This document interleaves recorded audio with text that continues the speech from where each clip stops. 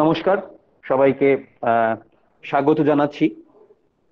আপনারা জানেন যে আমাদের যে এক সপ্তাহ ব্যাপী যে ছাত্র দিবস পালিত হচ্ছে তার অন্তিম পর্যায়ে আমরা এসে পৌঁছেছি। আজকে তার শেষ দিন। এই শেষ দিনে আমাদের মনস্তাত্ত্বিক বিষয়ে যেটা নিয়ে আলোচনা হওয়ার কথা, সেই বিষয়ে যিনি আলোচনা করবেন আমরা তাকে ইতিমধ্যে পেয়ে গেছি। স্যার অনেক আগে এসে উপস্থিত হয়েছেন। আমরা স্যারের কাছে মার্জনা চাইছি, কারণ আমরাই সঠিক সময়ে শুরু করতে পারিনি। স্যার অনেকক্ষণ আগে একদম পাংচুয়ালি তিনি উপস্থিত হয়েছেন। তো আমরা আর বেশি দেরি করব না, সরাসরি স্যারের কাছে চলে যাব। তার আগে বলে দিই, আমাদের যিনি রিসার্চ পার্সন আছেন তিনি হচ্ছেন প্রফেসর ডক্টর রাজেশ কুমার সাহা, রবীন্দ্রভারতী বিশ্ববিদ্যালয়, assistant professor of education. Sir কাজের এরিয়া মূলত এই মনস্তাত্ত্বিক বিষয় এবং শিক্ষার বিভিন্ন বিষয় নিয়ে তিনি কাজ করছেন, গবেষণা করছেন। স্যারের দীর্ঘদিনের ক্যারিয়ারে তিনি এই বিষয়গুলো নিয়ে ডিল করছেন এবং তার একটা বিশাল বড় অভিজ্ঞতা রয়েছেন অধ্যাপনার এই ক্ষেত্রে, মনস্তাত্ত্বিকের ক্ষেত্রে। আমরা স্যারকে পেয়ে অত্যন্ত আনন্দিত।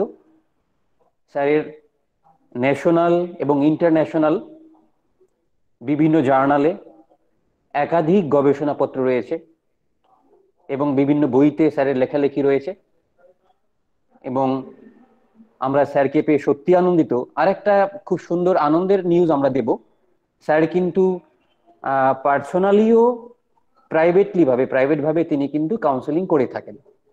আপনারা যদি কলকাতা ক্যাথারসিস বলে ওয়েবসাইটটা খোলেন, সেখানে আপনারা ওয়েব পেজে পেয়ে যাবেন ডক্টর রাজেশ কুমার সাহা।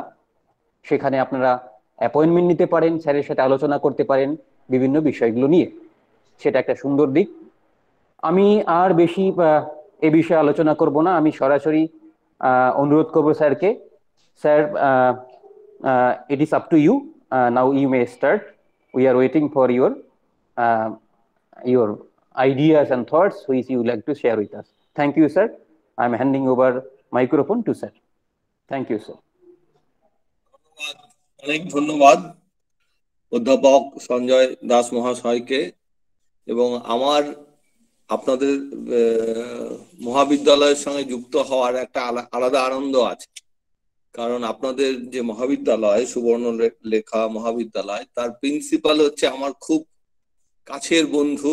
আমরা একসঙ্গে হস্টেলে থাকতাম, ফলে আমি তার কলেজের একটা বিষয়ে অংশগ্রহণ করছি, এটা আমার কাছে খুব আনন্দের।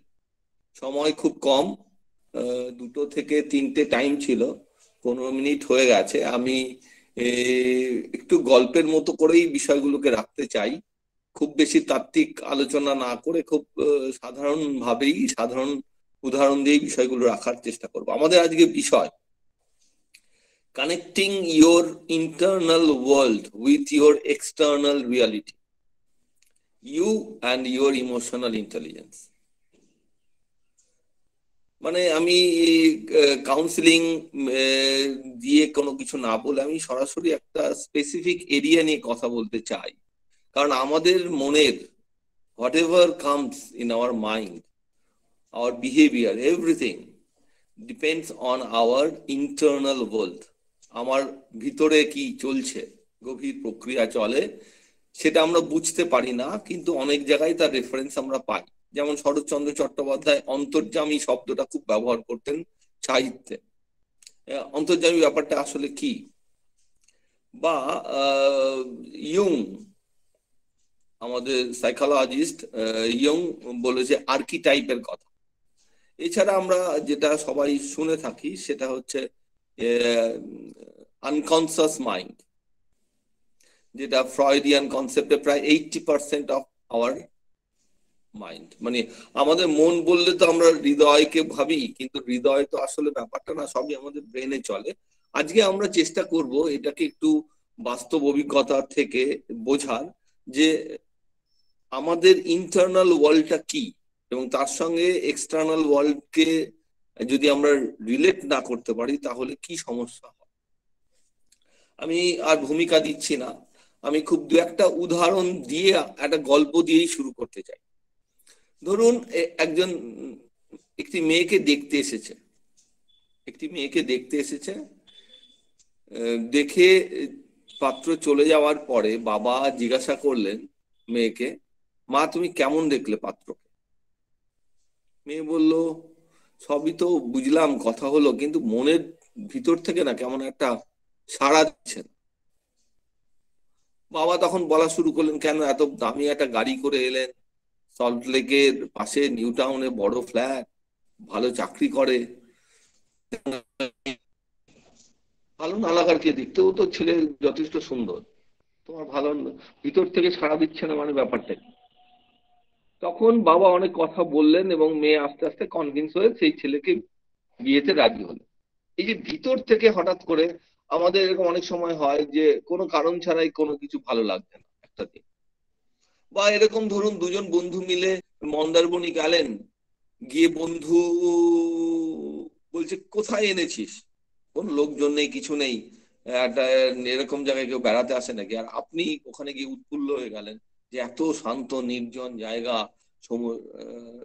বিস্তীর্ণ সমুদ্র, দূরে ঝাউ গাছ দেখে আপনার দারুণ লাগলো। তাহলে এক একটা সিচুয়েশনকে আমরা এক এক রকম ভাবে পারসিভ করি। এবং কেন হঠাৎ বন্ধুর মন্দারমণি দেখে বিরক্ত লাগছে, কেন এত ভালো পাত্র থাকা সত্ত্বেও পাত্রীর ঠিক মনোপুত হলো না, এই ব্যাখ্যাগুলো ওই পাত্রীকে জিজ্ঞাসা করলে পাত্রী দিতে পারে।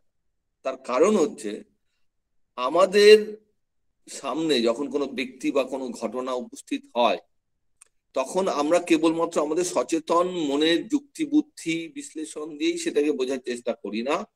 আমার অন্তরের গভীরে, যেটাকে আমরা বলি, যদি বলি অচেতন মন, যেটা 80% আমাদের মন, মানে আমাদের ব্রেনেরই একটা বড় পার্ট, সেখানে একটা গভীর প্রক্রিয়া চলে। এবং এই প্রক্রিয়াটা কেমন চলবে সেটা অনেকটা নির্ভর করে তার স্ট্রাকচারের উপর, যেটাকে আমরা ইয়ং বলছি আর্কিটাইপ। আমি একটা দুটো জায়গা একটু পড়ে শোনাবো, তারপরে আমি সহজ করে ব্যাপারটাকে বলার চেষ্টা করবো। যে আর্কিটাইপের মধ্যে একটা গভীর প্রসেস চলে, সেই প্রসেসের মধ্যে দিয়ে কোনো কিছু অ্যাকসেপ্টেড হয়, আইদার রিজেক্টেড। এবং এই আর্কিটাইপ কন্ট্রোলস আওয়ার ইনটিউশন, যে কথাটা আমরা খুব ব্যবহার করি, ইনটিউশন শব্দটাকে ব্যবহার করি, বাট আমরা এক্স্যাক্টলি কি বলতে চাই? ইনটিউশন হচ্ছে the power of understanding situations or people's feeling immediately without the need for conscious reasoning or study. আমার সচেতন ব্যাখ্যা যুক্তি ব্যতি রেখে ইমিডিয়েটলি আমি যেটা বুঝতে পারছি সঙ্গে সঙ্গে, সেটা হচ্ছে আমার ইনটিউশন। তাহলে আমার আর্কিটাইপ, গভীরে আনকনসিয়াস মাইন্ডের যে আর্কিটাইপ, সেটা কন্ট্রোল করে আমার intuition. and the archetypes are necessarily determinants of psychic process. আমার ইনস্ট্যান্টলি যে ভাবনাগুলো কাজ করে, এই যে মেয়েটি বলল যে আমার ঠিক মন থেকে সাড়া দিচ্ছে না, তার কারণ হচ্ছে তার আনকনসিয়াস মাইন্ডের মধ্যে যে গভীর প্রক্রিয়া চলেছে, তার মধ্যে দিয়ে সেই ব্যক্তিটি রিজেক্টেড হয়েছে, তার ইনটিউশনে সাড়া দেয়নি। যে মুহূর্তে দেয়নি সেই মুহূর্ত হচ্ছে তার immediate understanding of the situation without any reasoning.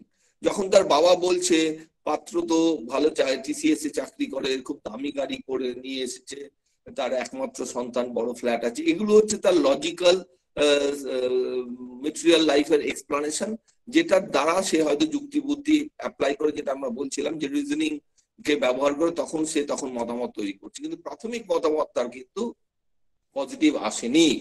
সেই জন্য বলছে ইনস্টিংক্টস ডিটারমাইন্ড অ্যাকশনস। আমাদের ইনস্টিংক্ট আমাদের অ্যাকশনকে ডিটারমাইন করে, এটা আমরা সবাই জানি।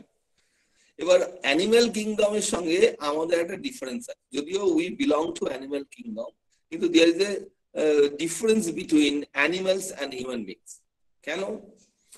অ্যানিমালদের মধ্যে সাধারণত বেসিক্যালি বায়োলজিক্যাল ইনস্টিংক্ট, কিন্তু মানুষ যেহেতু সমাজবদ্ধ জীব, একটা বৃহত্তর ট্র্যাডিশন আছে আমাদের সভ্যতার, সেই জন্য মানুষের মধ্যে অনেক সাইকোলজিক্যাল ইনস্টিংক্ট তৈরি হয়। আমি দু একটা এক্সাম্পল দিলে আপনাদের কাছে খুব পরিষ্কার হবে। যেমন একটি ছেলে একটি মেয়ের দিকে আকর্ষিত হয়ে তাকাচ্ছে, এই আকর্ষণটা তার কিন্তু ইনস্টিংক্টিভ বায়োলজিক্যাল ইনস্টিংক্ট থেকে আসছে। ইনস্টিংক্ট ডিটারমাইন্স অ্যাকশন, তার যে আচরণ সেটা তার বায়োলজিক্যাল ইনস্টিংক্ট। কিন্তু একজন মেয়ে নিজেকে খুব সুন্দর করতে চাইছে, বা ভালো কবিতা লিখতে চাইছে, বা সুন্দরভাবে একটা স্থাপত্য রচনা করতে চাইছে, তার রেকগনিশন চাইছে, এটা তার সাইকোলজিক্যাল ইনস্টিংক্ট।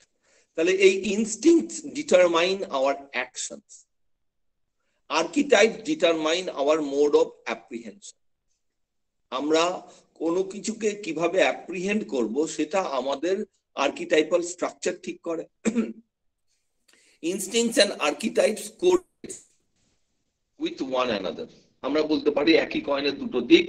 কেন? How we apprehend a situation, আমরা কোনো সিচুয়েশনকে কিভাবে অ্যাপ্রিহেন্ড করি, তার মানে সেটা archetypes determine our impulse to act, that is instinct.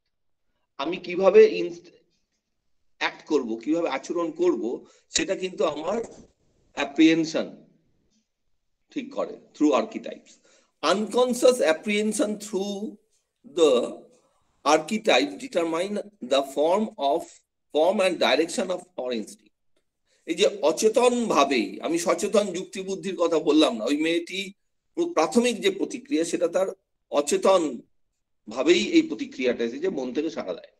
Unconscious apprehension মানে সে ওই ছেলেটিকে যেভাবে প্রত্যক্ষ করলো থ্রু দ্য আর্কিটাইপ, সেটা তার আনকনসিয়াস স্ট্রাকচার দিয়ে সে প্রত্যক্ষ করেছে।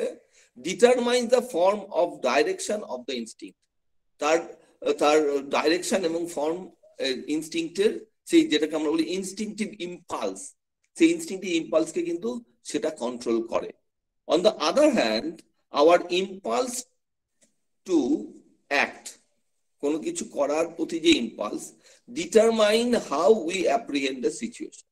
তেমনি আমাদের ইনস্টিংক্টও কিন্তু আমাদের আর্কিটাইপের অ্যাপ্রিহেনশনকে কন্ট্রোল। এটা আমি আরো সহজ উদাহরণ দিই।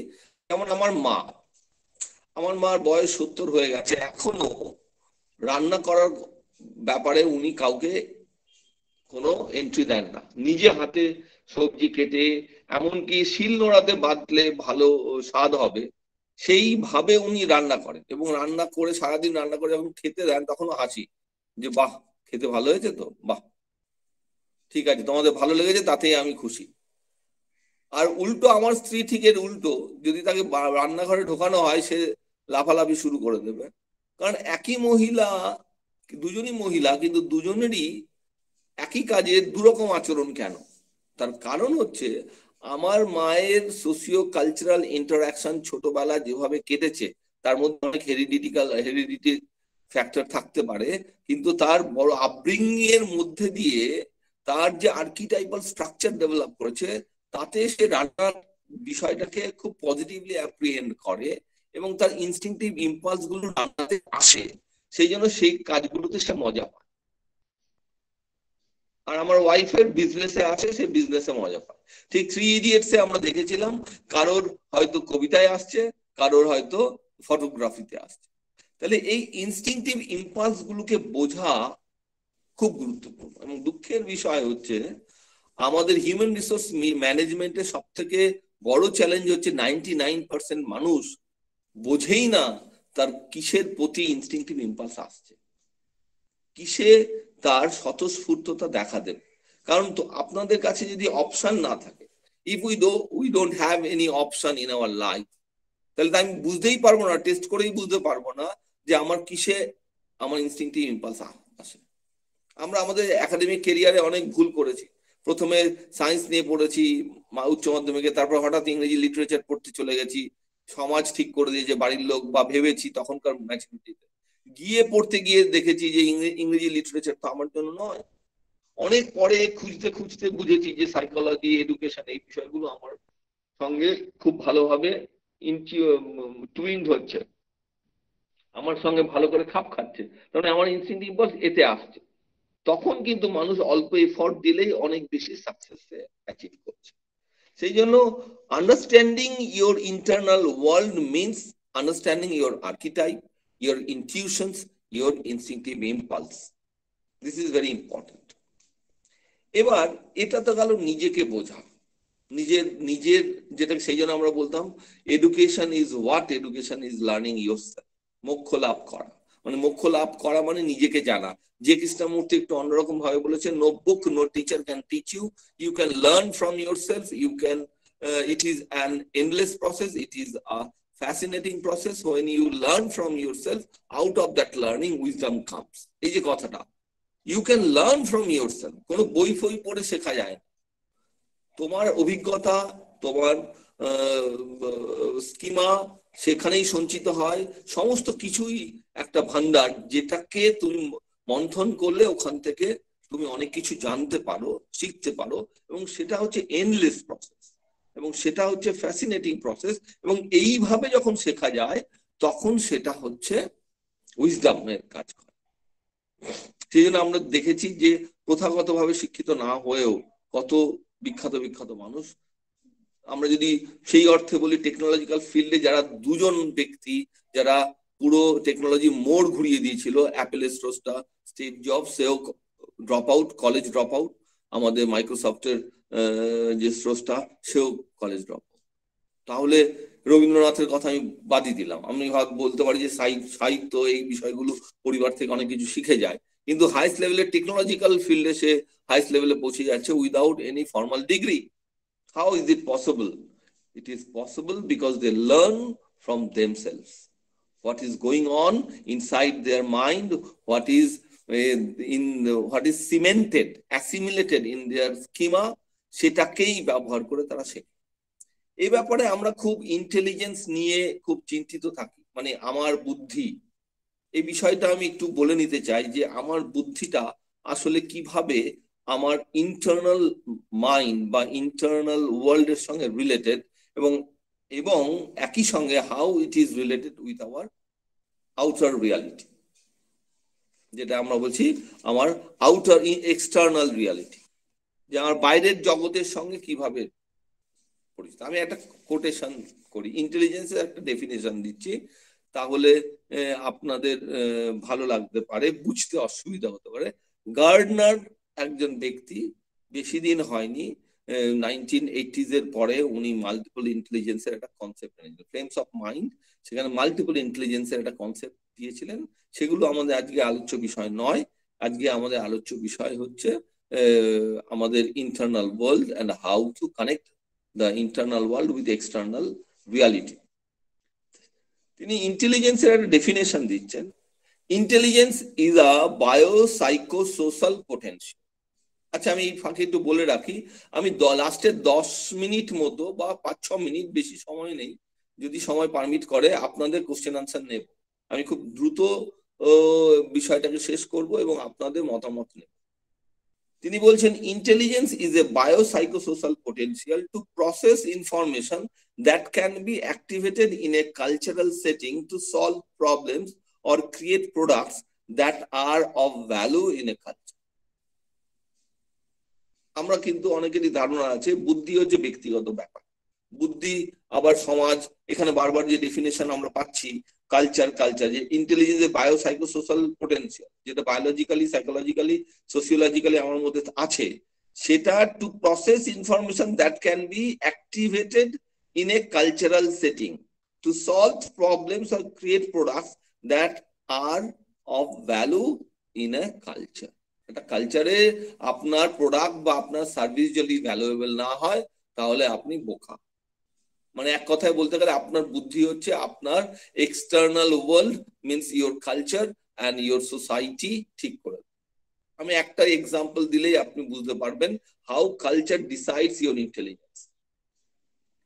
অনেক উদাহরণ দেওয়া যেত, ধরুন আমি ছোট একটা উদাহরণ দিই, আরো মজার মজার উদাহরণ দিলে আপনাদের ভালো লাগতো, সময় কম বলে দিতে পারছি না।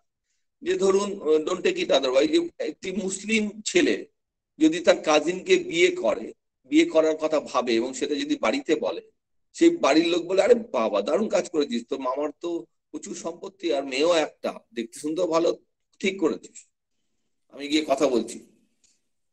কিন্তু হিন্দুদের মধ্যে যদি এটা কেউ ভাবে, যতই শিক্ষিত হোক বা মেয়ে যতই সুন্দরী হোক, বাবার যতই অর্থ থাকুক বা যাই থাকুক, এটাকে খুব ঘৃণা সহকারে ধিক্কার দিয়ে এটাকে ত্যাগ করবে। কারণ আমাদের আমাদের কমিউনিটি, আমাদের কালচার, আমাদের সোসাইটি। তাহলে একই আচরণ করে আমি একটা জায়গায় বুদ্ধিমান হয়ে গেলাম, এক জায়গায় বোকা হয়ে গেলাম। বা ধরুন ফর এক্সাম্পল, এখন যদি আম্বানির ছেলে ডাক্তারি করে, তাহলে আমরা কি বলবো, যে ও মাথাটা গিয়েছে বা বোকা, আর কি করবে, এখন ডাক্তারি করছে বসে বসে। যেমন ভাবে আমরা রাজীব গান্ধী যখন পাইলট হয়েছিল তখন বলেছি। কিন্তু মন্ডল বাবুর ছেলে যদি ডাক্তার হয়, তাহলে বলবো আরে বাবা দারুণ একটা কাজ, খুব বুদ্ধিমান ছেলে। তার মানে আপনি কোন সোশিও কালচারালে কি করছেন, সেটার দ্বারা ইভ্যালুয়েটেড হচ্ছে আপনার বুদ্ধি। বা আপনি যেটা ম্যানিফেস্ট করছেন সেটা যদি সমাজে কদর না থাকে, তাহলে আপনি বোকা। যেমন অক্ষয় কুমারের উদাহরণ আমি দিতে পারি, যে প্রথম জীবনে অনেক কাজ করেছে, পড়াশোনা করেনি, সবাই তিথিবিরক্ত ছিল, বাড়ির লোকজন তিথিবিরক্ত ছিল, করতে করতে মার্শাল আর্ট শিখেছে, মডেলিং করেছে, করতে করতে এখন, তখন একটা সময় অক্ষয়কে বোকা গাধা হিসেবে বাড়ির লোক ট্রিট করতো। এখন যখন ও হিন্দি সিনেমার জগতে এমন একটা সার্ভিস প্রোভাইড করছে যেটা প্রচুর পরিমাণে মার্কেটেবল হচ্ছে, যেটা অনেক অর্থ রোজগার করে দিচ্ছে তার হয়ে, এখন কিন্তু তাকে আর কেউ বলবে না বোকা। সেই জন্য বলছে যে to solve a problem or create a product that are of value in a culture. তাহলে আমাদের যে ব্যাপারটা, যে how we connect our internal state of mind, internal world with external reality, তার কারণটা আমরা খানিকটা এখানে বুঝতে পারলাম। এখানে আমি আরো দুটো বিষয়ের কথা একটু বলবো। স্টানবার্গও বলছে যে আমাদের ইন্টেলিজেন্স তিন রকমের হয় সাধারণত। অ্যানালিটিক্যাল ইন্টেলিজেন্স, যেটা আমাদের একাডেমিক ডিসিপ্লিনে খুব বেশি কাজে লাগে, হাই অ্যাচিভার হতে গেলে অ্যানালিটিক্যাল ইন্টেলিজেন্স, যেটাকে আমরা বলি বিদ্যা। আরেকটা হচ্ছে প্র্যাকটিক্যাল ইন্টেলিজেন্স, দৈনন্দিন জীবনে আমার বেঁচে থাকতে গেলে যে ইন্টেলিজেন্স আছে সেটাকে বলে প্র্যাকটিক্যাল ইন্টেলিজেন্স। আরেকটা হচ্ছে ক্রিয়েটিভ ইন্টেলিজেন্স। আমি এবার এই ইন্টারনাল ওয়ার্ল্ড এর সঙ্গে ইন্টেলিজেন্স কিভাবে ফাংশন করে, সেখানে অ্যানালিটিক্যাল ইন্টেলিজেন্সে স্টানবার্গের একটা কনসেপ্ট হচ্ছে মেটা কম্পোনেন্টস বা মেটা কগনিশনও আমরা অনেক সময় বলি। মেটা কম্পোনেন্টস হচ্ছে your control on your cognitive process, মানে আপনি যেন উপর থেকে আপনার ব্রেইন কিভাবে ফাংশন করবে সেটাকে কন্ট্রোল করতে পারেন। সেই জন্য what is meta components? Control, monitor, evaluate cognitive processing. আপনি যখন আপনার কগনিটিভ প্রসেসিং কে কন্ট্রোল করতে পারছেন, মনিটর করতে পারছেন, ইভ্যালুয়েট করতে পারছেন, তখনই কিন্তু আপনার মেটা কম্পোনেন্ট খুব হাই। সেই জন্য আমরা দেখবেন যে হাইস্ট লেভেলে অ্যাচিভ করতে গেলে যে কোনো অনেক সিনেমা দেখবেন, 3 ইডিয়ট সিনেমাটার যদি কথা বলি, প্রথমে কিন্তু যে ডিরেক্টর, খুব সম্ভবত রাজু হিরানির সিনেমাটা, তা যেমন ভাবে ভাবছে পুরো ব্যাপারটাকে সেইভাবে কন্ট্রোল করে নামিয়ে দিচ্ছে। মানে তার পুরো ভাবনা চিন্তার মধ্যে একটা সাইকোলজিক্যাল অর্ডার থাকছে, ঠিক কোনটা কতটুকু প্রয়োজন, কিভাবে যাবে, কতটুকু যাবে, সমস্ত কিছু যেন সে কন্ট্রোল করতে।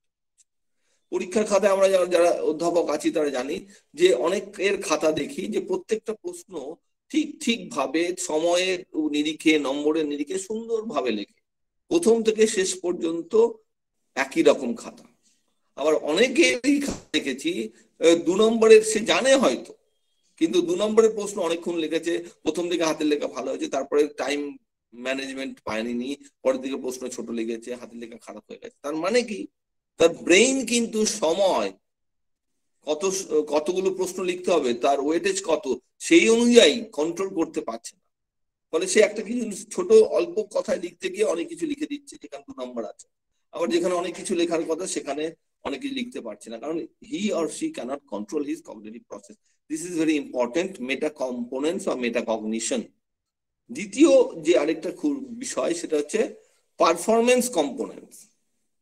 মানে আমাদের মেন্টালি ক্যালকুলেট করতে হয়, অনেক কিছু করতে হয়, সেটাও আমার কিন্তু একটা ইন্টারনাল মাইন্ড, মনের মধ্যে, সেটা ম্যানিফেস্টেশন হয় না। আজকে আমরা যখন কিছু ভাবি, সে ভাবার মধ্যে কিন্তু একটা গভীরতা থাকে, সেই গভীরতার মধ্যে আমরা লং টার্ম মেমোরি থেকে কোনো কিছু রিট্রাইভ করে শর্ট টার্ম মেমোরিতে এনে তথ্যগুলোকে স্টোর রেখে সেটার মধ্যে অ্যানালিসিস করে তারপরে আমি হয়তো ম্যানিফেস্ট করছি।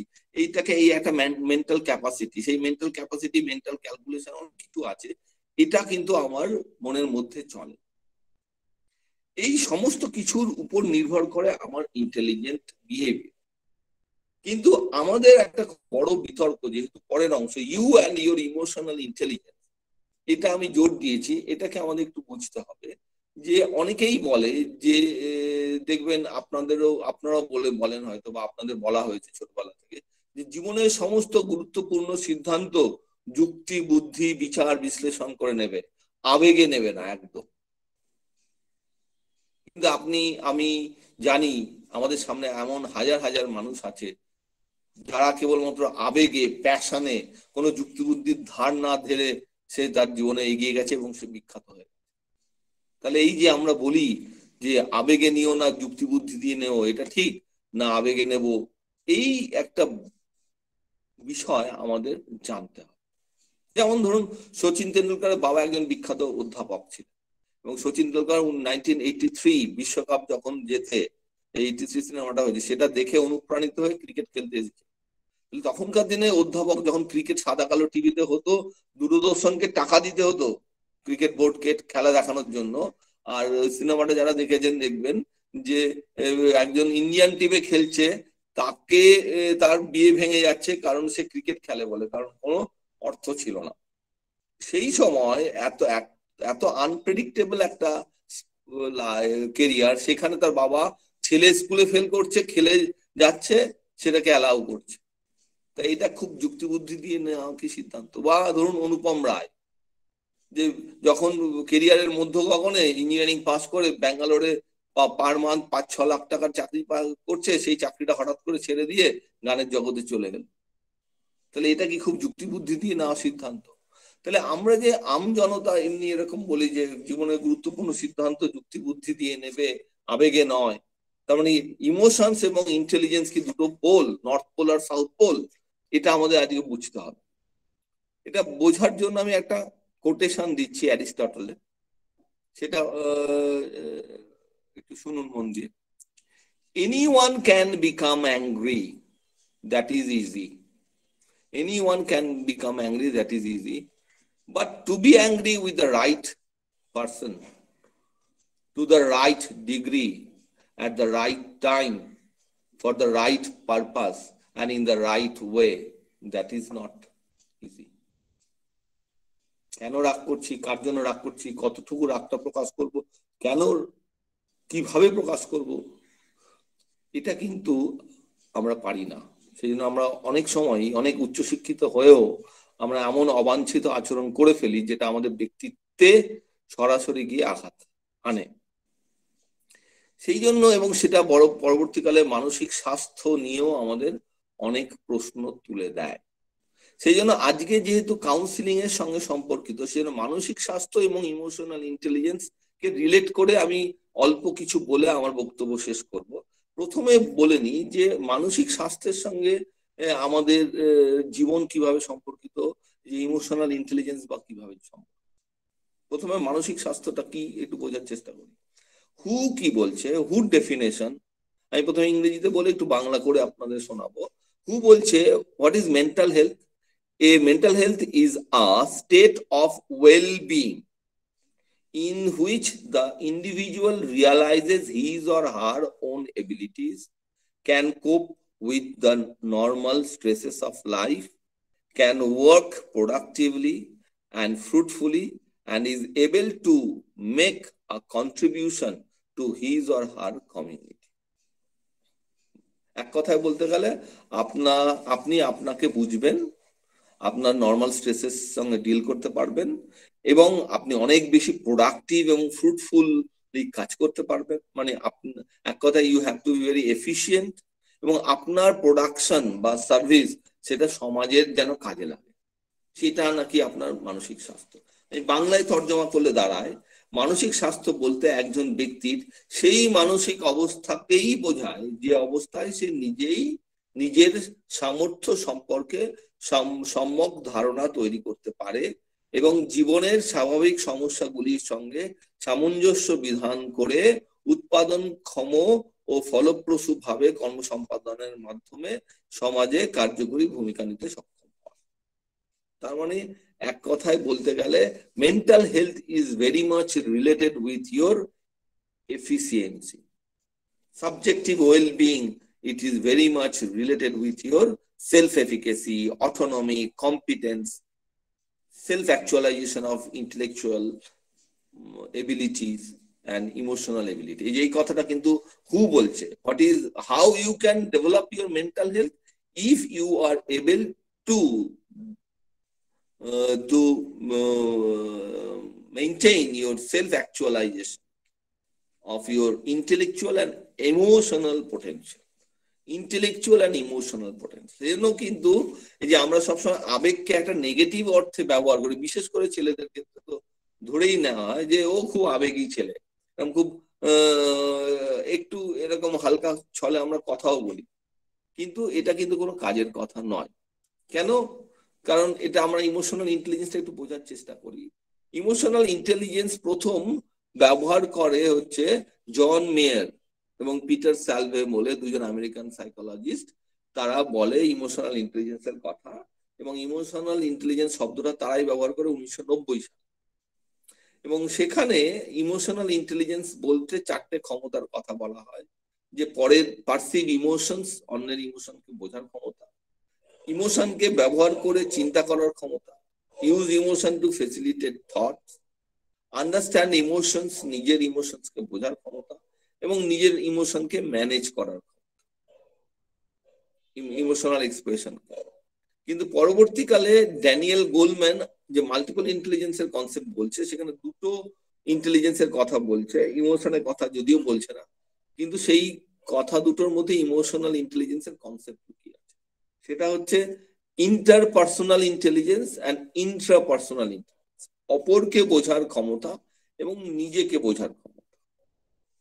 কিন্তু এই কনসেপ্টটা অত্যন্ত পপুলার হয়ে গেল একাডেমিক ফিল্ডে, সাইকোলজিক্যাল ফিল্ডে এবং কর্পোরেট ওয়ার্ল্ডে ড্যানিয়েল গোলম্যানের বই প্রকাশ করার সময়, যে বইটার নাম হচ্ছে, আপনারা পড়তে পারেন, emotional intelligence why it matters more than IQ. সেখানে ড্যানিয়েল গোলম্যান চারটে বিষয়ের উপরে জোর দিয়েছে, পাঁচটা বিষয় ইমোশনাল ইন্টেলিজেন্স। একটা হচ্ছে সেলফ অ্যাওয়ারনেস, মানে যেটা আমি বললাম যে you should be aware, means the ability to recognize and understand one's own emotions, moods, drives, and as well as their effect on others. মানে আপনি আপনার সমস্ত কিছু ইমোশনস, ফিলিংস, মুডস, সমস্ত কিছু, ইনস্টিংক্টিভ ইম্পালস যাই বলুন না কেন, সেটা যেমন বুঝতে পারবেন এবং তার প্রভাব অন্যের উপরে কিভাবে পড়তে পারে সেই সম্পর্কেও আপনার সম্যক ধারণা, সেটা হচ্ছে সেলফ অ্যাওয়ারনেস। দিস ইজ যেটাকে আপনি বলতে পারেন যে ড্যানিয়েল গোলম্যান বলছে ইন্ট্রাপার্সোনাল ইন্টেলিজেন্স, নিজেকে বোঝার। দ্বিতীয় হচ্ছে সেলফ রেগুলেশন। সেলফ রেগুলেটরের কাজ কি? হাই ভোল্টেজকে মডারেট ভোল্টেজে নিয়ে যাওয়া বা লো ভোল্টেজকে, আগে রেগুলেটর খুব ব্যবহার হতো ইলেকট্রিক যখন ফ্লাকচুয়েট করতো, ইলেকট্রিসিটি সাপ্লাই যখন কম বেশি হতো। আমরা জানি যে ফ্রিজে, টিভিতে আমরা রেগুলেটর ব্যবহার করতাম, এখন করতে হয় না, থাকলেও সেটা ডিভাইসের মধ্যেই থাকে।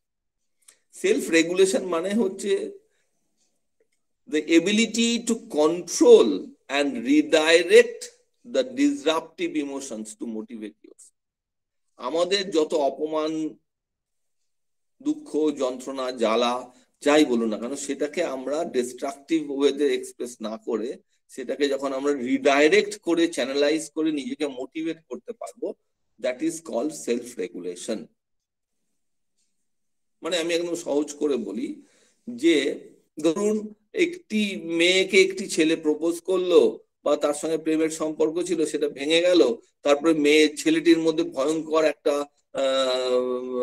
ফ্রাস্ট্রেশন, যন্ত্রণা, কষ্ট যাই বলুন হতে লাগলো। এবার সে অ্যাগ্রেসিভ হয়ে গেল, অ্যাগ্রেসিভ হয়ে এক্সট্রা পিউনিটিভ অ্যাগ্রেশন দেখাতে পারে, ইন্ট্রা পিউনিটিভ অ্যাগ্রেশন দেখাতে পারে। একটা অ্যাগ্রেশন হচ্ছে সে মেয়েটিকেই আঘাত করলো, বিভিন্ন রকম ভাবে অ্যাগ্রেশন হতে পারে, তার মুখে অ্যাসিড ছুড়ে দেওয়া থেকে আরম্ভ করে তার কেরিয়ার অ্যাসাসিনেশন, তার সঙ্গে ঘনিষ্ঠ মুহূর্তের ছবি বাজারে ছেড়ে দিয়ে বা তাকে সেটা দিয়ে ব্ল্যাকমেল করে। এটা হচ্ছে এক ধরনের অ্যাগ্রেশন, যেটা সোর্স অফ অ্যাগ্রেশনের উপরে দেখাচ্ছে। আরেকটা উল্টোটা হতে পারে যে নিজের উপর অ্যাগ্রেসিভ হয়ে গেল, ইন্ট্রাপিউনিটি, মানে সে নিজের হাত কাটলো, নিজে খাওয়া দাওয়া ছেড়ে দিল, নেশাগ্রস্ত হয়ে গেল, পড়াশোনা সমস্ত থেকে সরে গেল, এটা হচ্ছে ইন্ট্রাপিউনিটি অ্যাগ্রেশন। আরেকটা হতে পারে সেই ছেলেটি হয়তো অ্যাডোলেসেন্ট পিরিয়ডে মেয়েটি তাকে প্রত্যাখ্যান করেছে, সে চুপচাপ থেকে নিজেকে চার্জ করলো এবং মেডিকেল এন্ট্রান্সে কোয়ালিফাই করে মেয়েটিকে বললো যে সেই দিনকার জন্য আজকে আমি ডাক্তার হতে পেরেছি, ধন্যবাদ। That is the ability to channelize your disruptive emotions to motivate yourself. যে কোনো বিখ্যাত মানুষ দেখুন, অমিতাভ বচ্চন যখন সিনেমা করতেছিল প্রচুর হিউমিলিয়েটেড হয়েছিল, প্রচুর ভাবে হিউমিলিয়েশন সে সহ্য করেছিল, সেই জন্য সে কিন্তু অমিতাভ বচ্চন হয়েছিল। কারণ অমিতাভ বচ্চন যখন অভিনয় করতে আসে, সে ভারতীয় হিরোর যে নর্ম তাতে কোনোভাবেই সেট করতো না। 6 ফুট 3-4 ইঞ্চি লম্বা, ওরকম ঢ্যাঙা, গাল ভাঙা ওই রকম নায়ক আমাদের চোখের সঙ্গে কখনো মানানসই ছিল না, ফলে তাকে কিন্তু না নাচতে পারতো সেইভাবে, সেই কারণে তার কিন্তু রাজেশ খানে যখন মধ্য গগনে তাকে প্রচুর হিউমিলিয়েশন সহ্য করতে। কিন্তু শেষ অমিতাভ বচ্চন হয়েছে কেন? কারণ সেই সমস্ত অপমানগুলোকে চ্যানেলাইজ করে নিজেকে মোটিভেট। আর দ্বিতীয় হচ্ছে মোটিভেশন। তৃতীয় মোটিভেশন আমরা কম বেশি সবাই জানি, যে তবু আরেকবার বলি যে একই কাজ, a propensity to pursue goal with energy and persistence। যখন একটা লক্ষ্যের দিকে আপনি কন্টিনিউয়াসলি আনন্দ সহকারে হাসতে হাসতে পরিশ্রম করতে পারবেন, সেটাই হচ্ছে আপনার মোটিভেশন। অনেক ব্যাখ্যা আছে মোটিভেশন নিয়ে, বলতে গেলে 2 ঘন্টা লাগবে, কিন্তু একটা কথা আমরা জানি, প্রেরণা, মোটিভেশন সবাই জানি এটা, যে এটা যদি মানুষের মধ্যে আসে কতগুলো লক্ষণ দেখা যায়। সেই লক্ষণগুলো গবেষণার উপর ভিত্তি করে বলি যে আমার কগনিটিভ প্রসেস চেঞ্জ করে দেয়। মানে আপনার যদি কোনো কিছুর প্রতি ইন্টেন্স মোটিভেশন তৈরি হয়, তাহলে আপনার সমস্যা এলে আপনার সামনে আপনার অনেকগুলো সমাধান মাথায় সঙ্গে সঙ্গে চলে আসে। That is cognitive process change হয়ে যায়। when you are motivated, enormous energy inculcated হবে, আপনি ক্লান্ত হয়ে যাবেন না। দেখবেন যে ছেলেটার ক্রিকেটের প্রতি মোটিভেশন এসেছিল, সচিন তেন্ডুলকর একসঙ্গে 2টো ম্যাচ খেলতো, সারাদিন খেলতো, তারপরে যখন ঘুমোতো তখনও শান্ত ব্যাটটাকে নিয়ে জড়িয়ে ঘুমিয়ে থাকতো। তার মানে গোল ডাইরেক্টেডনেস। আরেকটা মানে আপনি ওই গোলের থেকে অন্যদিকে কিছু দেখতেই পারবেন। মানে ওয়েন ইউ আর, যত ইন্টেন্স হবে মোটিভেশন, তখন আপনার জীবনে ওটা ছাড়া আর কিছু গুরুত্বপূর্ণ থাকবে। এবং সফল মানুষ আর বিফল মানুষের মধ্যে এখানেই পার্থক্য, যে আমরা সমস্ত এনার্জিকে চ্যানেলাইজ করে একটা বিন্দুতে ফেলতে পারে সফল যারা, আর যারা ততটা সফল হয় না তারা কি করে, তাদের সমস্ত এনার্জি অনেক পোটেনশিয়াল থাকা সত্ত্বেও because of lack of motivation বা ওরিয়েন্টেশন সে কি করে বিভিন্ন দিকে ওয়েস্ট করে। যেমন আমরা দেখেছি অনেক সময়। এই 3টে ক্ষমতা, সেলফ অ্যাওয়ারনেস, সেলফ রেগুলেশন আর মোটিভেশন, এটা ব্যক্তি হিসেবে একজন মানুষকে অনেক এগিয়ে দেয়, ব্যক্তি হিসেবে অনেক ডেভেলপ করে একটা মানুষ। কিন্তু আর দুটো যে ক্ষমতার কথা বলেছে, এমপ্যাথি আর সোশ্যাল স্কিল। এমপ্যাথি হচ্ছে ability to understand the emotional makeup of others and react according to their emotional reaction. মানে আপনি অন্যের ইমোশনাল মেকআপকে বুঝতে পারবেন এবং তার প্রতিক্রিয়ার সঙ্গে সামঞ্জস্যপূর্ণ প্রতিক্রিয়া করতে পারবেন, দ্যাট ইজ কল্ড এমপ্যাথি। আমরা শব্দটা যদি সাইকোলজিক্যাল ব্যাখ্যা চাই, সেটা হচ্ছে ক্ষমতা। মানে আমার বাবা ধরুন নিজের সমস্যা হলে কেউ চায় না একদম তার বিষয়ে কেউ মাথা গলা, সেই নিয়ে কোনো কেউ প্রশ্ন করবে, এটা হচ্ছে বাবার ইমোশনাল মেকআপ। আর আমার মার ইমোশনাল মেকআপ ঠিক উল্টো, তার যদি কিছু হয় সে এক্সপেক্ট করে সবাই এসে যেন তার খোঁজ নেয়। তাহলে আপনি যদি মার কাছে যে আচরণ করবেন সেটাই যদি বাবার কাছে করতে যান, বাবা খুব বিরক্ত করবে, তোর কি রে তুই বাপ এখান থেকে ফালতু কথা, এমনি মন মেজাজ খারাপ, তার মধ্যে ফালতু প্রশ্ন করছিস। আর মাও উল্টো বলবে, তুই এত বড় একটা ঘটনা গেলে একবার ফোন করে শুনলি না, একবার জিজ্ঞাসা তো করতে পারতি কি হয়েছে মা। মানে এই হচ্ছে দুরকম ইমোশনাল মেকআপ। এটা বুঝে যে আচরণ করতে পারবে সেই হচ্ছে এমপ্যাথেটিক। অ্যান্ড সোশ্যাল স্কিল তো আপনারা জানেন, এবিলিটি টু মেইনটেইন রিলেশনশিপ, যেটা আমাদের সব থেকে একটা চ্যালেঞ্জিং জায়গা। Leadership quality, building bonds, common. দেখবেন আমরা অনেকেই অনেক উচ্চ শিক্ষিত, কিন্তু 10 জন মিলে একটা কাজ করতে গেলে তখন দেখবেন কত ইগো প্রবলেম চলে আসে, এটা হচ্ছে না ওটা হচ্ছে না, তখন আমরা বলি যে যা পারে করুক। That is the ability to go with everyone, যেটা আমরা কালামের কথা, if you want to go far go alone, go together, আর if you want to go fast go alone. তাহলে এই প্রথম তিনটে ক্ষমতা দিয়ে আপনি নিজেকে উন্নীত করতে পারেন, কিন্তু হাইস্ট লেভেলে অ্যাচিভ করতে গেলে কিন্তু আপনাকে অনেককে নিয়ে চলার ক্ষমতা থাকতে হবে। আপনি ভালো অধ্যাপক হবেন, কিন্তু যদি আপনি উপাচার্য হতে চান বা সমাজে সেইভাবে গুরুত্বপূর্ণ কোনো ভূমিকা পালন করতে চান, তখন কিন্তু অনেক অধ্যাপককে নিয়ে লিডারশিপ কোয়ালিটি তৈরি করতে হবে, যেটা আপনার এই এমপ্যাথি এবং সোশ্যাল স্কিল থেকে আসে। এই 5টা গুণ হচ্ছে মানুষের সাকসেসফুল, প্রসপারাস, হ্যাপি লাইফের অন্যতম বিষয়। এবং যার সঙ্গে এই যে মোটিভেশনের কথা বললাম, এই মোটিভেশন বা এই যে নিজেকে বোঝা, এগুলো is very much related with your emotion. আবার ইন্টেলিজেন্টের আমরা আগে যে অর্থে ইন্টেলিজেন্ট ভাবতাম, কনসেপ্টটা কিন্তু সেরকম নয়। সেটা আজকে আমাদের যে আলোচনার বিষয়টা ছিল, how you connect, how you know yourself first. প্রথমে আপনি আপনাকে জানুন। আপনাকে জানা মানে আপনার আর্কিটাইপ জানুন, আপনার ইনস্টিংক্টিভ ইম্পালস জানুন, আপনাকে জানুন, আপনার কগনিটিভ প্রসেস কিভাবে ফাংশন করে সেটা জানুন, তার উপরে কন্ট্রোল আছে কিনা সেটা বোঝার চেষ্টা করুন। আপনার সম্পর্কে আপনি নিজে আগে ভালো করে বুঝে নিন, তারপরে আপনি আপনার বাইরের রিয়ালিটির সঙ্গে কিভাবে কানেক্ট করছেন, দ্যাট ইজ ভেরি ইম্পর্টেন্ট। সেই জন্য আমাদের যে আজকে টপিক ছিল connecting your internal world with your external reality. বাইরের পরিবেশ পরিস্থিতি প্রতিনিয়ত চেঞ্জ হয়, কিন্তু তার সঙ্গে কম্প্রোমাইজ করা আর অ্যাডজাস্ট করা দুটো কিন্তু এক নয়। এটা আমরা অনেক সময় গুলিয়ে ফেলি। এটা বলে আমি আজকে শেষ করবো। What is the basic difference between adjustment and compromisation, সেটা আমরা অনেক সময় গুলিয়ে ফেলি বলে আমি বলছি হয়তো অ্যাডজাস্ট করছি, কিন্তু আসলে আমি করছি কম্প্রোমাইজ। জীবনে কম্প্রোমাইজ করা উচিত না। You can adjust with yourself, adjust with the situation. মানে আপনি আপনার স্বতঃস্ফূর্ত যে সহজাত প্রবৃত্তিগত বিষয়গুলো, সহজাত বিষয়গুলোকে আপনি পরিবেশের কারণে সমস্ত কিছু গুটিয়ে পকেটের মধ্যে পুরে দিলেন না, সেটা হচ্ছে আপনার কম্প্রোমাইজ। তার মানে আপনার ডিগনিটিকে আহত করে, ডিগনিটি ছাড়া হিউম্যান রাইটস হয় না। তাহলে আপনার সেলফ, আপনার ডিগনিটিকে যখন আপনি অপমানিত করছেন, করে কোনো কিছু মনের থেকে মেনে নিচ্ছেন না, কিন্তু মানতে বাধ্য হচ্ছেন বা ভাবছেন যে মেনে নিয়ে সমস্যা মিটে গেল, মাথা নিচু করে নিই, যেটাকে আমরা সহজ করে বলি, সেটা হচ্ছে কিন্তু কম্প্রোমাইজ। আর আপনার এরকম একটা প্ল্যানিং ছিল, কিন্তু সিচুয়েশনের কারণে এটা হলো না, আপনি এরকমই আরেকটা পাশাপাশি অন্য একটা চ্যানেল ওপেন করলেন, সেটা কিন্তু আপনার মতো করে করলেন, এটা হচ্ছে অ্যাডজাস্ট। সেই জন্য যে আউটার রিয়ালিটির সঙ্গে কানেক্ট করতে পারলে তখন কিন্তু আপনি অ্যাডজাস্ট করবেন।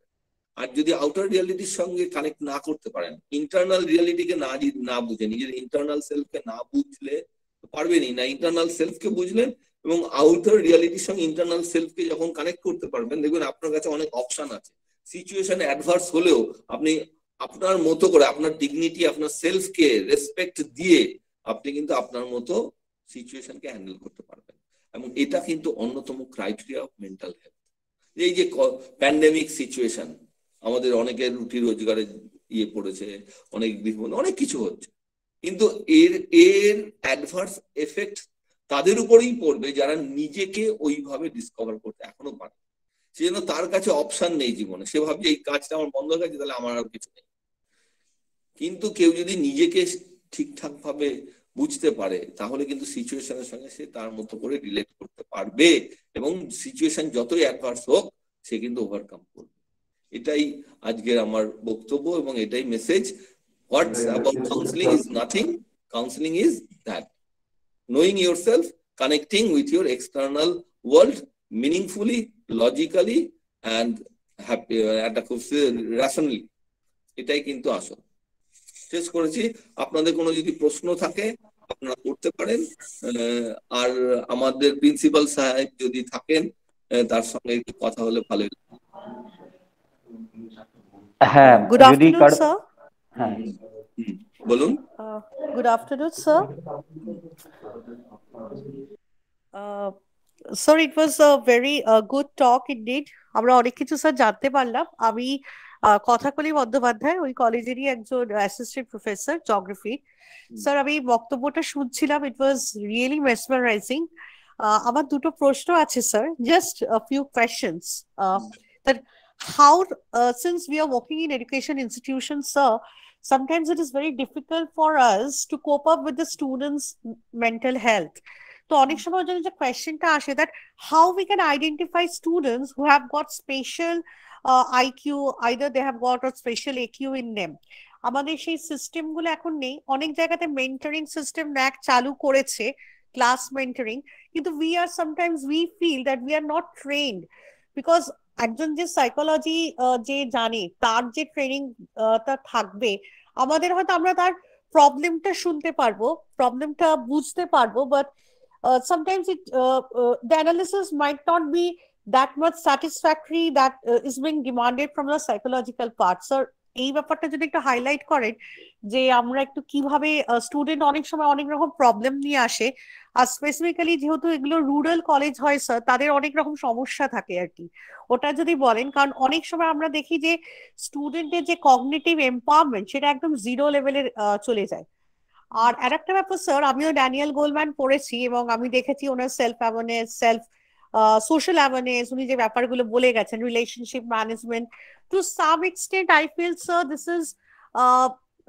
this is rather applicable to certain type of educational institutions. আমি যদি এমবি ইনস্টিটিউট দেখি, বা খুব বড় বড় যারা খুব উচ্চ মানের educational institutions, if I'm moving out, I'm talking about বাইরের ইউনিভার্সিটিস, বা ইভেন ইফ ন্যাশনাল ইউনিভার্সিটিস, কিন্তু এই কলেজ লেভেলে এই ব্যাপারগুলো স্যার আমাদের করতে খুব অসুবিধা হয়।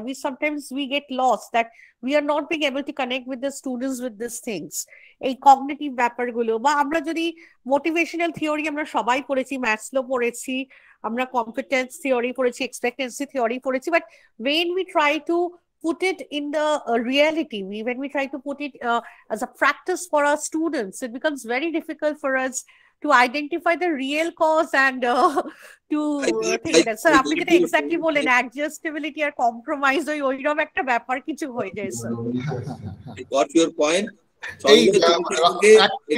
একটু আমি ইন্টারাপ্ট করছি। হ্যাঁ, ধন্যবাদ। এই রাজেশ, আমি যেটা হচ্ছে কি, আমি আসলে ফর্মালি একটা ভোট অফ থ্যাঙ্কস দিতাম, কিন্তু জাস্ট এই মুহূর্তে আমাকে ফোন এসে আমাদের জিবি প্রেসিডেন্ট উনি জাস্ট 5 মিনিটের মধ্যেই আসছেন, তো ওনাকে রিসিভ করার জন্য আমাকে একটু ব্যস্ত থাকতে হবে। হ্যাঁ, তো ফলে আমি একটু বলে নিই। আমি সত্যি অনেকদিন পরে, আমার খুব ভালো লাগছে রাজেশকে দেখে, যদি এখানে অনেক স্টুডেন্ট আছে আমাদের সাথে অনেক দিনের পুরনো, এবং রাজেশ আগের মতোই রয়েছে, এবং ও আমার খুব ভালো বন্ধু। হ্যাঁ, মানে প্রাণের বন্ধু বলো, প্রাণের বন্ধু। অনেক সময় কাটিয়েছি একসাথে। হ্যাঁ, আমি, শুভ্র, রাজেশ এবং পার্থ। যদিও পার্থ নামটা আমি তুললাম, রাজেশের কথা বলে আমার ওটা মনে পড়ে, রাজেশের ভালো লাগলো না। যাই হোক, আমি এখানে ফর্মালি আমি কিছু বলতে চাইছি না, তবে আমাদের কলেজের পক্ষ থেকে রাজেশ আমি জানি, আমি অনেকদিন ধরে ফলো করছি, ও মনস্তত্ত্ব নিয়ে কাজ করছে, যদিও ও ইংরেজের লোক, কিন্তু এবং ও একটা রিসেন্টলি বোধহয় একটা এনজিও তৈরি করেছে, তাই তো রাজেশ? এনজিও বলবো না, আমার বাড়িতে একটা কাউন্সিলিং সেন্টার করেছে। তো আমরা একেবারে প্রত্যন্ত জায়গায় রয়েছি, তো ফলে আমার মনে হয় পরবর্তীকালে আমরা একটু যদি সিচুয়েশন গুলো সমস্ত নর্মালাইজ হয়ে যায়, তখন ওকে আমরা আরো আমাদের কাছে পাবো। নিশ্চয়ই আমি ওকে ডেকে নিয়ে আসবো, ও আসবে। হ্যাঁ, ওরও ভালো লাগবে। আমি এক পায়ে রাজি, কারণ আমি জ্ঞান আড্ডাটাও হবে। হ্যাঁ, তো আমাদের কলেজের সকলের ছাত্র, এবং যদিও আজকে সত্যি আমার খুব খারাপ লাগছে যে ছাত্র সংখ্যা খুব কম, তাও আমি সবার পক্ষ থেকে ওদের আমি আন্তরিকভাবে কৃতজ্ঞতা জানাচ্ছি, আমাদের স্টুডেন্ট এবং শিক্ষক মন্ডলীদের পক্ষ থেকে। হ্যাঁ, যে ওর এরকম ভাবে ও অনেকটা সময় দিয়েছে। আমরা ওকে আরো ভালোভাবে, আরো বড়ভাবে সময় নেব এবং পাবো। তো আপনারা একটু যার যা কোয়েরি আছে ওর সাথে করুন। হ্যাঁ, আমি একটু মানে আমি ফর্মালি, যেটা আমার শেষে ভোট অফ থ্যাঙ্কস দেওয়ার কথা ছিল, মাঝপথে তার ভোট অফ থ্যাঙ্কস দেওয়া যায় না, তাও আমি জাস্ট অনুমতি নিয়ে আমি একটু। আমার ফর্মাল সম্পর্ক না, তুমি ইনফর্মালি সব দাও, তাতে আমি আনন্দিত হব।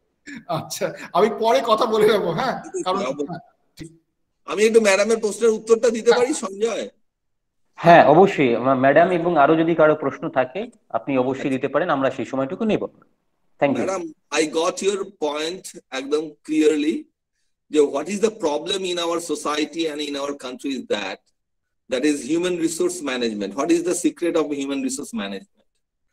Each and every individual has some ability. That is why it is called education is manifestation of your perfection already in man. The manifestation of possibility. The first stage to identify that possibility. So you should, the institution, the society should give a conducive environment so that each and everyone should identify his or her potentiality, her possibility, or rather I say specifically her or his instinctive impulse. And then the society should give him an ample opportunity, scientific system should be there to inculcate that opportunity to the farthest height. That is the full utilization of his potential. This is the secret of human resource management. And the development of any country depends on how the country is able to minimize the wastage of human resource. Nothing else. So what is your concern that how we can provide that in our college, which is situated in Mednipur or out of Calcutta or like that? So this is possible. Why it is possible? I am confident this is possible because the role of teacher has been changed today because of information and technology. Now, what is needed, what is the basic purpose of a teacher is to trigger the button, nothing else. You all know about Ekalabba.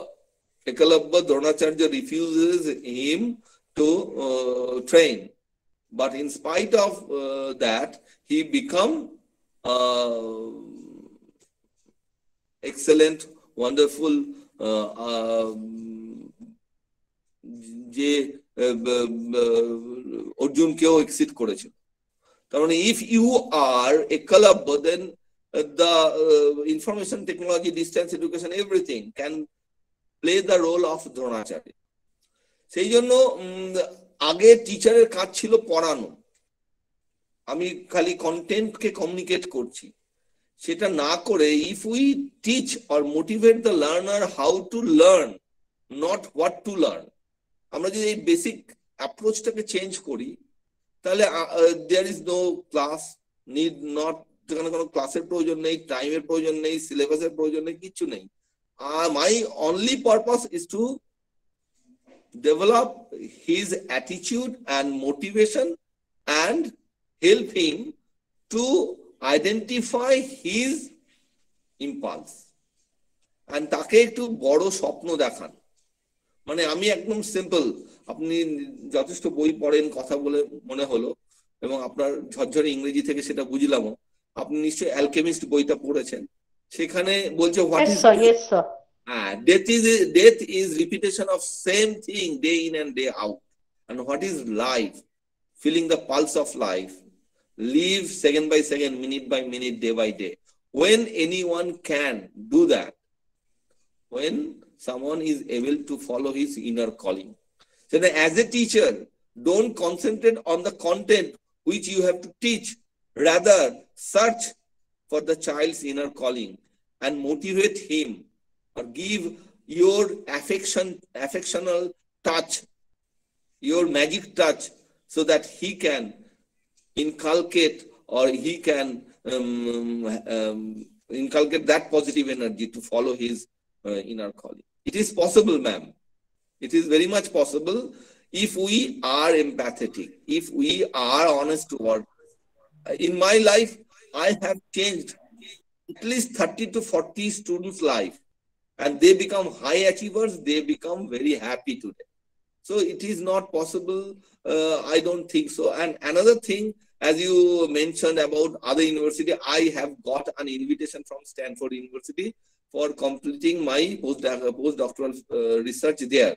And at that time, when I have that opportunity, I search about the Stanford system. When any child, any student get admission in Stanford, the university gave him 2 to 3 years. সে যে কোনো কিছু attend করতে পারে। সেই ছেলেটি যদি মনে করে যে নিউরো সায়েন্সের ক্লাস অ্যাটেন্ড করবে, সেমিনার অ্যাটেন্ড করবে, সেখানে কিছুটা কোর্সে সে অ্যাটেন্ড করতে পারে। তার মনে হলো একটু সাইকোলজির বিষয় নিয়ে একটু আলোচনা করি, তার ক্লাস অ্যাটেন্ড করি, তার সেমিনার অ্যাটেন্ড করি, সেটাও করতে পারে। তার যদি মনে করে সোসিওলজির বিষয় নিয়ে একটু ভাবনা চিন্তা করি, তার হঠাৎ মনে হলো যে আমার নিউরো সায়েন্সের এই পোর্শন খুব ভালো লাগছে, আবার সাইকোলজিরও এই পোর্শন লাগছে, আমি এই দুটো মিলে আমার পড়াশোনা করব। The university give him that opportunity, এবং সেইভাবে কিন্তু neuro psychology becomes a different discipline.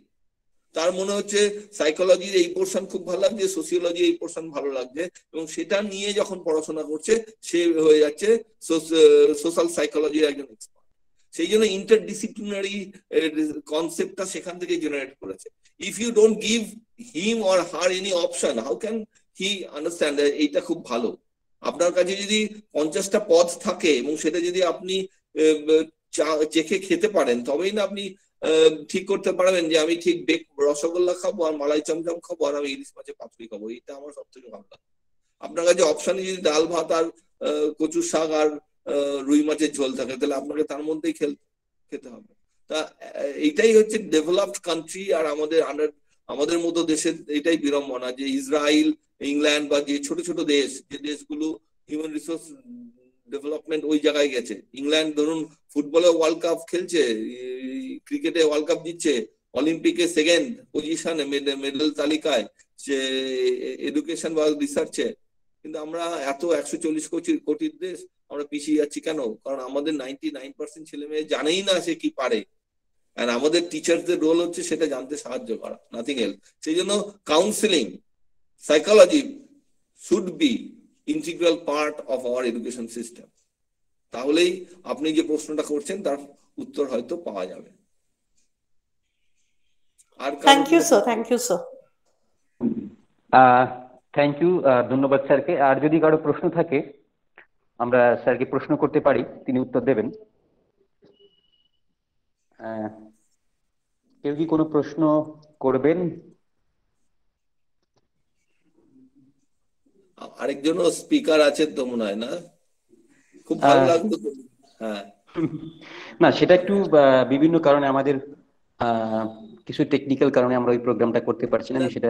এটাও কিন্তু আমাদের একটা ভাবতে হবে যে we are the college is arranging the program for the students, সেই জন্য সেলিব্রেশন অফ স্টুডেন্টস উইক, কিন্তু participation of students are not adequate বা যথেষ্ট। এটা আমাদের প্রিন্সিপাল স্যার বললেন, সেটা আমিও বলছি, this is a matter of great regret and we should take the responsibility. Maybe we were unable to convince them that this program is entirely for the sake of the students. এটা হয়তো আমাদের দিক থেকে ব্যর্থতা। আমরা এই জন্য সত্যি কি বলবো, যেটা বলতে চাইছি, লজ্জিত আমরা, কারণ আমরা সেভাবে হয়তো মোটিভেট করতে পারিনি। স্যার একটু আগে যে বিষয়টা বললেন, হ্যাঁ যেটা বললেন যে মোটিভেশনের যে জায়গাটা স্যার বললেন, হয়তো সেটা আমরা ঠিকঠাক করতে পারিনি, যার জন্য আমরা একদম লো টার্ন আউট হয়েছে স্টুডেন্টের পক্ষ থেকে। এবং এত সুন্দর আজকে আলোচনা হলো, যারা আলোচনায় অংশগ্রহণ করেছেন, আমরা যারা ফ্যাকাল্টি মেম্বার রয়েছি, অধ্যাপক অধ্যাপিকারা রয়েছি, তারা সত্যি আমরা ভীষণভাবে এর দ্বারা উন্নীত হয়ে মানে একটা নতুন জায়গা পেয়েছি, অনেক কিছু জানতে পেরেছি। এবং ছাত্রছাত্রী যারা ছিল আছে এখনো, তারাও জানতে পেরেছে, কিন্তু সংখ্যা এতই কম যেটা সত্যি একটা ম্যাটার অফ রিগ্রেট।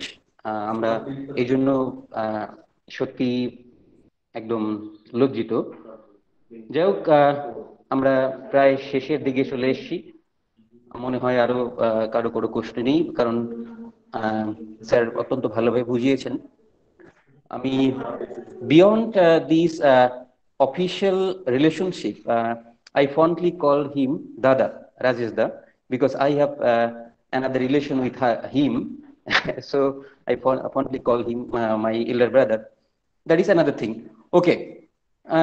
স্যার অত্যন্ত সুন্দরভাবে বিভিন্ন বিষয় আজকে আমাদের ছুঁয়ে গেলেন।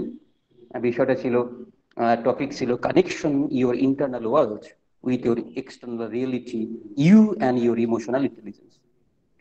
এখানে স্যার বিভিন্ন বিষয় তুলে ধরেছেন, আমাদের কনসাস এবং আনকনসাস, চেতন এবং অবচেতন মনের যে নিত্য খেলা, যে আনাগোনা চলে আমাদের মনের মধ্যে, আমাদের দেহের মধ্যে, সেটা কেন চলে, কিভাবে চলে, কিভাবে আমরা একে কন্ট্রোল করতে পারি, সেই বিষয়গুলো স্যার খুব সুন্দরভাবে ব্যাখ্যা করে বুঝিয়ে দিয়েছেন। এবং এই কনসাস এবং আনকনসাস, সাবকনসাস যেগুলো আছে, এগুলো কন্ট্রোল করা অত্যন্ত জরুরি। যদি সেগুলো কন্ট্রোল করতে পারি, মোটিভেট করা যায়, তাহলে একজন মানুষ কিন্তু পূর্ণ মানুষে পরিণত হয়। এক্ষেত্রে স্যার বলেছেন social cultural interaction.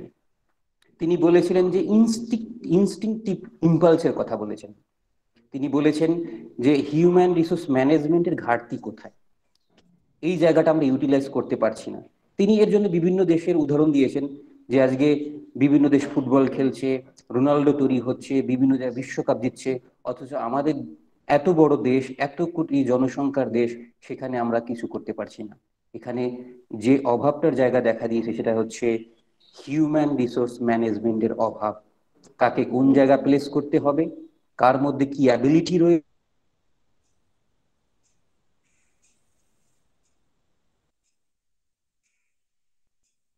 education is the learning process of learning yourself. Education হচ্ছে নিজেকে জানার একটা জায়গা। এক্ষেত্রে আমি সক্রেটিসের একটা জায়গা, একটা সত্য কোটেশন তুলে ধরবো আমার মতো করে। সেটা সক্রেটিস বলেছিলেন যে নো দাই সেলফ, নিজেকে চেনো। নিজেকে আমরা সত্যিই চিনতে পারি? সেই চেনা এবং জানার